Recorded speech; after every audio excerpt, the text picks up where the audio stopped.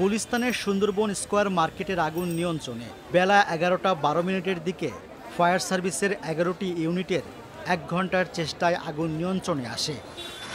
এর আগে 2 আগস্ট সকাল 10টার দিকে ওই মার্কেটের 5ম তলায় আগুন লাগার খবর পেয়ে ফায়ার সার্ভিসের সদস্যরা ঘটনাস্থলে পৌঁছে আগুন নিয়ন্ত্রণের কাজ শুরু করেন।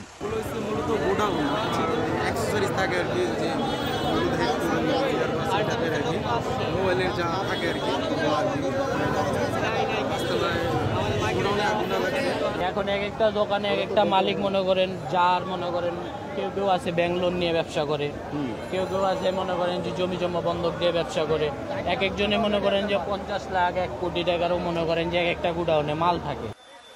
তাৎক্ষণিকভাবে আগুন লাগার কারণ ও ক্ষয়ক্ষতির পরিমাণ জানা যায়নি।